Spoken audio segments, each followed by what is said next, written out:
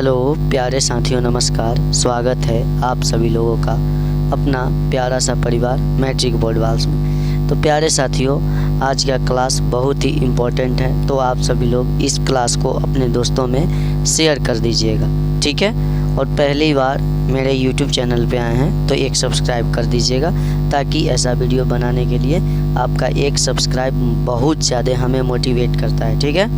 तो प्यारे साथियों, बिना समय को गंवाए मैं अपनी सेशन को स्टार्ट करता हूं। तो सेशन यह है कि श्रम विभाजन और जाति प्रथा का जो लेखक है भीमराव अंबेडकर जी हैं। श्रम विभाजन और जाति प्रथा के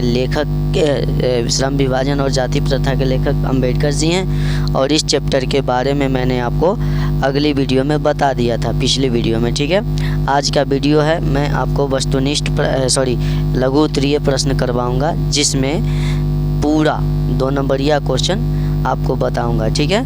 यदि आप इस वीडियो को देख लेते हैं तो हमें लगता है कि और कहीं भी वीडियो देखने की ज़रूरी नहीं है, ठीक है। तो चलिए मैं आज आप सभी लोगों का 1 नंबर क्वेश्चन की ओर ले चलता हूं, जिसमें क्वेश्चन बताया गया है कि भारतीय समाज में श्रम विभाजन का स्वाभाविक रूप क्यों नहीं कही जा सकती है, अथवा करके दिया गया है कि जाति प्रथा को स्वाभाविक विभाजन क्यों नहीं माना जाता है। तो इसका रीज़न यह है कि जाति प्रथा में जो लोग हैं, पहले समझा देता हूँ, समझ लीजिए कि जाति प्रथा में जो लोग हैं वो बंध कर अपने मन के विरुद्ध भी काम करते हैं। जैसे कि कोई भी व्यक्ति यदि अपने जात से है और उस जात का पेशा होता है, जैसे नाई है तो उसका पेशा बाल काटना, यदि कोई शर्मा है तो उसका पेशा क्या है, लकड़ी का वस्तुएं बनाना, और कोई अपना। तो देखिए पहला क्वेश्चन क्या है कि जाति प्रथा को स्वाभाविक विभाजन क्यों नहीं माना गया है, ठीक है।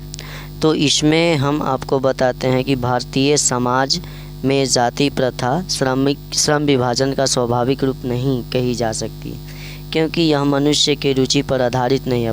वास्तविक है कि मनुष्य अपने रुचि के आधार पे जाति प्रथा में बंध कर काम नहीं करता है। इसमें मनुष्य की निजी क्षमता का विचार किए बिना उसका पेशा निर्धारित कर दिया जाता है। इसका कहने का मतलब यह है कि जो भी व्यक्ति काम करता है वो अपने जाति में बंध कर ही करता है, ठीक है। उसका मन के विरुद्ध वो अपने काम को करता है, ठीक है। और यह पेशा आर्थिक पहलुओं से हानिकारक है, ठीक है, क्योंकि जब भी उसको काम करने में मन नहीं लगेगा तो वो टालू भाव से करेगा, और टालू भाव से करेगा तो अच्छा रकम भी उसको नहीं मिल पाएगा। तो ये इसका आंसर था, ठीक है। तो आपको यही, और ये देखिए ये क्वेश्चन 2023 में 16 में ये, और 2016 में 2 बार पूछा गया और 14 में भी पूछा गया है। तो ये बहुत ही इम्पोर्टेंट क्वेश्चन है, इसको ध्यान में रखिएगा, ठीक है। अगला क्वेश्चन क्या है कि लेखक भीमराव अंबेडकर आज के उद्योग में गरीब और उत्पीड़न से बड़ी समस्या किसे माना है और क्यों माना है, ठीक है।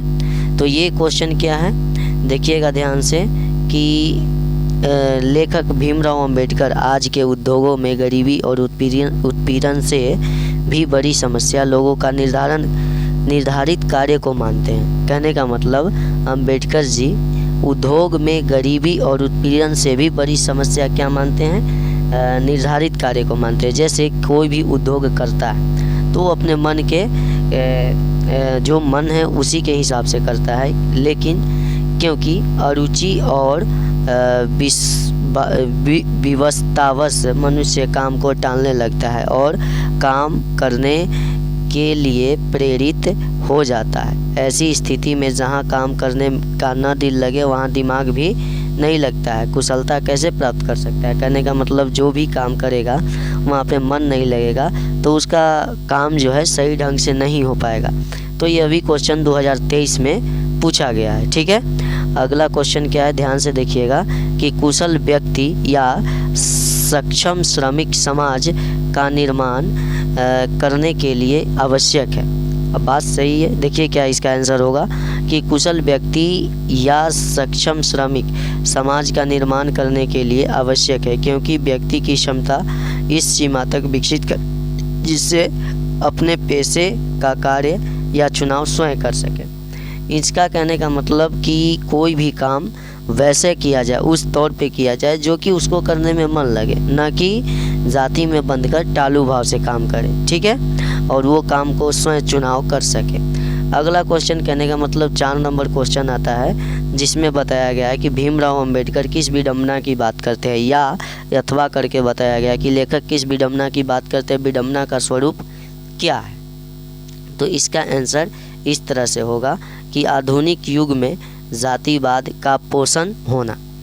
इसमें आप चाहे तो अंडरलाइन करके भी लिख सकते हैं या लाइन बाय लाइन करके लिख सकते हैं। जैसे पहला लाइन लिखना होगा आपको कि आधुनिक युग में भी जातिवाद का पोषण होता है, इसके पोषकों की कमी नहीं होना, इस तरह की प्रथा को बढ़ावा देना लेखक के विचारों की विडंबना माना जाता है। जैसे लेखक की विचार से विडंबना यह है कि जो व्यक्ति, कुछ व्यक्ति ऐसे बोलते हैं समाज में कि नहीं, जो व्यक्ति मान के चलिए कि जो नाई है वो बाल नहीं काटेगा तो आखिर वो बाल काटने का काम करेगा कौन। तो ये सब हुआ क्या, जातिवाद के पोषकों का विचार, ठीक है। तो इस पे यही लिखना है। इस क्वेश्चन में आपको जो यहाँ पे लिखा गया है सेम ऐसे नहीं लिखना है, जो अपनी शब्दों में आप लिख सकते हैं, ठीक है। तो अगला क्वेश्चन क्या है, ध्यान से देखिएगा, मैं आपको अगला क्वेश्चन बताता हूँ, ठीक है। अगला क्वेश्चन है 4 नंबर तो बता दिया, अब 5 नंबर क्वेश्चन है, ठीक है। 5 नंबर क्वेश्चन क्या है कि अंबेडकर के अनुसार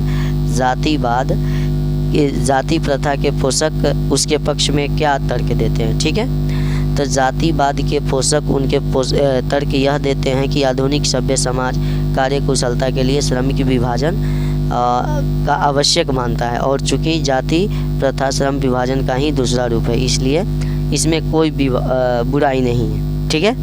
इसी तरह से आपको भी लिखना है, जैसे कि यहाँ पे बताया गया है कि कार्य कुशलता के लिए श्रम विभाजन को आवश्यक मानता है, ठीक। आधुनिक सभ्य समाज कार्य कुशलता के लिए क्या मानता है, श्रम विभाजन को आवश्यक मानता है, और यह मानना भी गलत नहीं है, क्योंकि जाति के आधार पे काम करना भी कुछ समय के लिए सही है, लेकिन ज़्यादा समय के लिए यह सही नहीं है, क्योंकि इसमें लोग बंध जाते हैं, ठीक है। अगला क्वेश्चन 6 नंबर क्वेश्चन क्या है कि जातिवाद के पक्ष में दिए गए तर्कों पर लेखक की क्या आपत्तियां हैं। तो इसका उत्तर क्या होगा कि जातिवाद के पक्ष में दिए गए तर्कों के लेखक की आपत्तियां निम्नलिखित है, ठीक है। आपको अंडरलाइन करके लिखना है, जिसमें बताया गया है, देखिएगा कि श्रम विभाजन, जाति प्रथा श्रम विभाजन के साथ साथ श्रमिक विभाजन का भी रूप लिए हुए है, ठीक है। अब जो जाति प्रथा है उसमें तो काम अलग अलग तरह से कर लेंगे, लेकिन जो काम करेंगे वो श्रमिक भी बट जाता है, काम के साथ साथ जो काम करते हैं वो भी बच जाता है, ठीक है। उसके बाद आपको यह भी लिखना है कि इस प्रथा में श्रमिक को अस्वाभाविक रूप से विभिन्न वर्गों में विभाजित किया जाता है, ठीक है।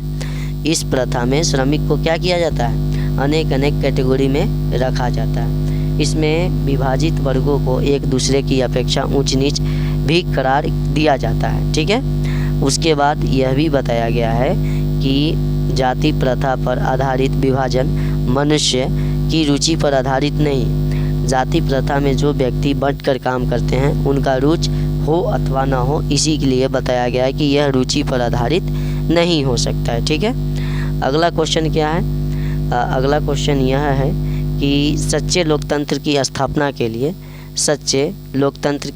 के लिए लेखक ने किन विशेषताओं को आवश्यक माना है। तो सच्चे लोकतंत्र की स्थापना के लिए लेखक ने लोकतंत्र मूलतः सामूहिक जीवनचर्या की एक रीत तथा समाज सम्मिलित अनुभवों का आदान प्रदान का नाम है। सच्चे लोकतंत्र की स्थापना के लिए समरसता, भ्रातृत्व एवं स्वतंत्रता आवश्यक है, ठीक है।